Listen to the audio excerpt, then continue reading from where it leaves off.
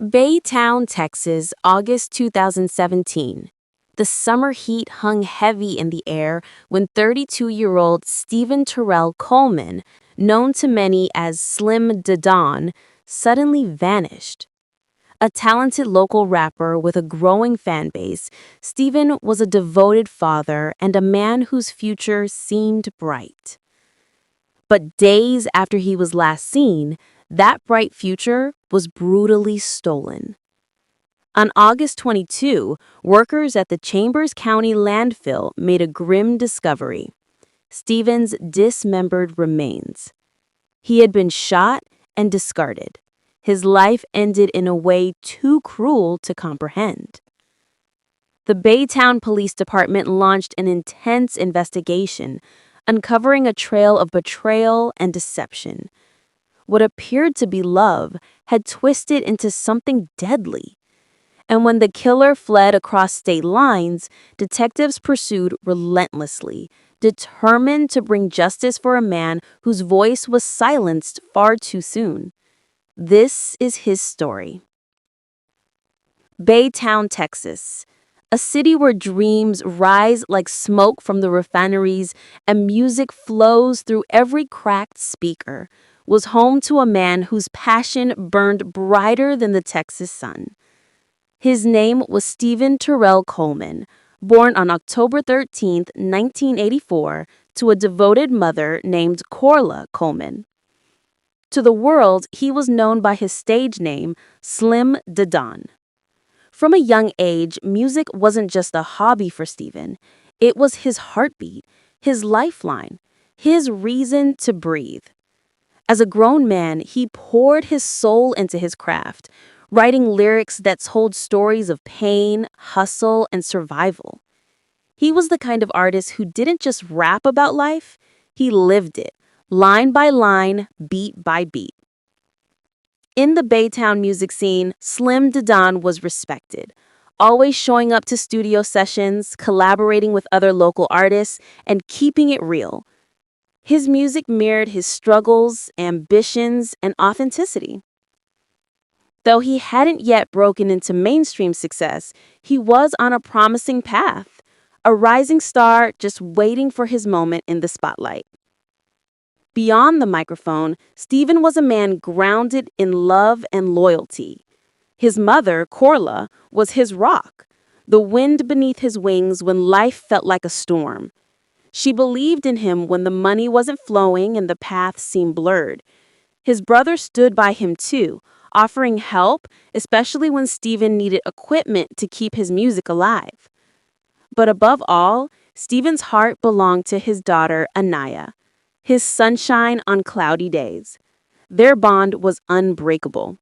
She was his pride, his reason to push harder, his daily reminder of why he had to make it. Then there was Sierra Sutton, the woman who, at first glance, seemed to complete his world.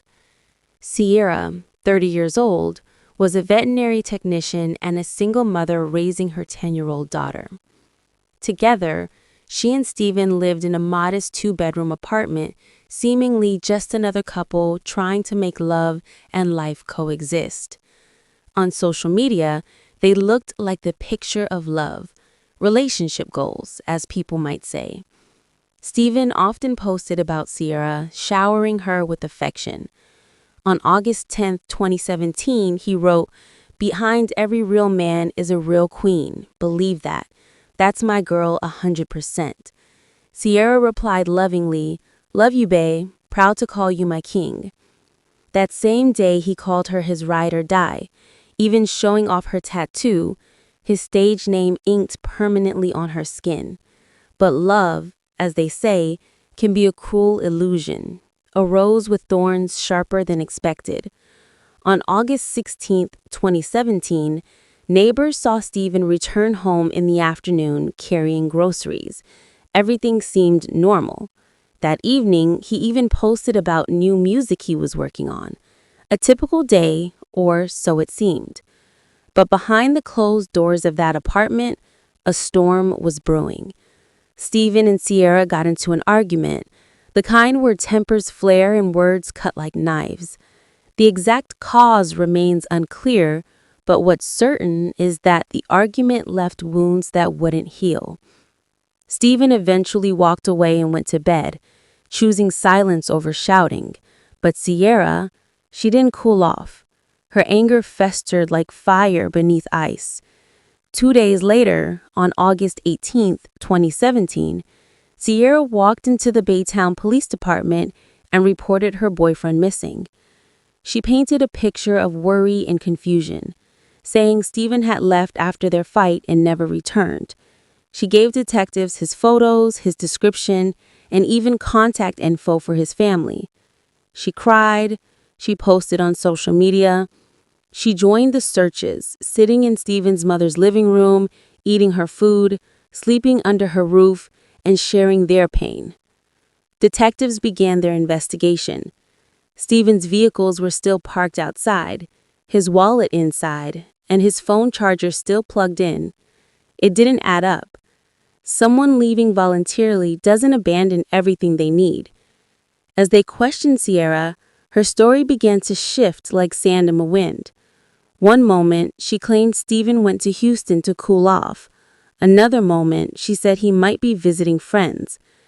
Detectives also noticed something chilling. She spoke about Steven in past tense.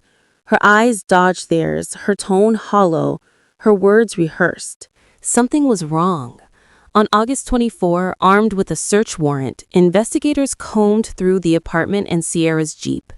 What they found painted a grim picture, evidence that pointed directly at Sierra. Despite her attempts to clean, traces remained, whispers of a dark truth she couldn't erase.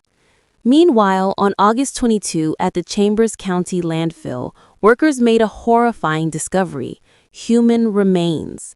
The medical examiner confirmed the victim had been shot before death. DNA test identified the remains as Steven Coleman. The community was shattered. How could the woman who cried for him be the one who took his life? As the evidence mounted, Sierra panicked. Realizing the walls were closing in, she fled on September 1, 2017, leaving her apartment, her job, and even Texas behind. She escaped to Jefferson Parish, Louisiana, hoping distance would wash away her sins. But guilt has a way of whispering, even in silence. While hiding in Louisiana, Sierra spun different tales. To some, she said Steven left her. To others, she hinted she knew more. Sometimes, in moments of weakness, she even confessed parts of the truth. Detectives back in Baytown gathered surveillance footage. What they found was haunting. In the early hours of August 17, between 3:40 a.m. and 5:15 a.m., Sierra's Jeep was seen stopping at multiple dumpsters. At each stop, she hurriedly dumped black bags before driving to the next.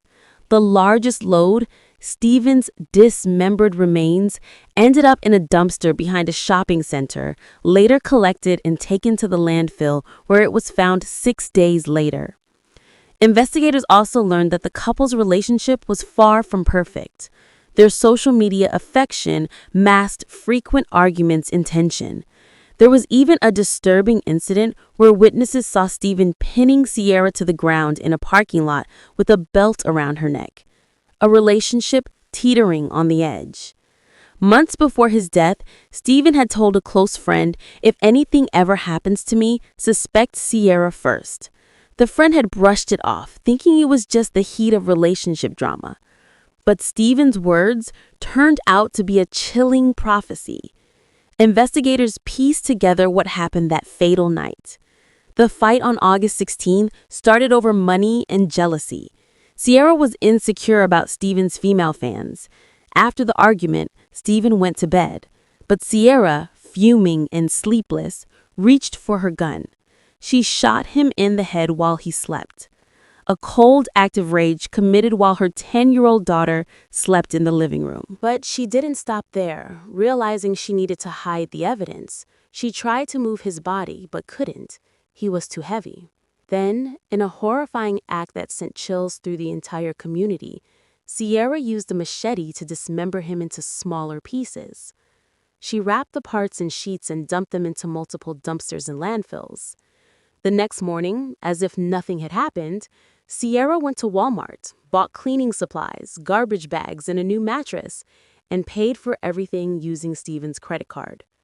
Then she cleaned the apartment, erasing the blood but not the guilt. Days later, she walked calmly into the police station to report him missing. Detectives gathered everything: surveillance footage, witness statements, financial records, and cell phone data, and presented it to the Harris County District Attorney's Office.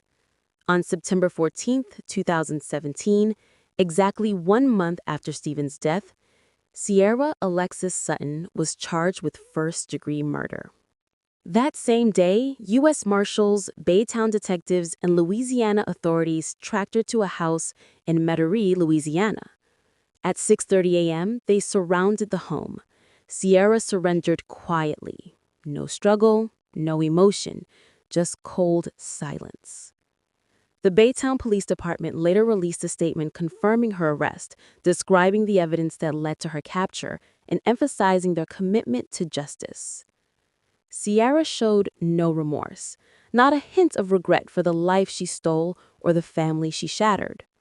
After a year and countless delays, her trial began on January 14, 2019. For 7 days, jurors listened to evidence that painted a picture darker than night. On February 5, 2019, the jury found her guilty of first-degree murder. The judge sentenced her to 45 years in prison, a life behind bars for a woman who claimed to love the man she destroyed. As for Steven "Slim Dadan" Coleman, the man whose voice once filled rooms with rhythm and hope, his song was silenced far too soon. May his soul rest in eternal peace.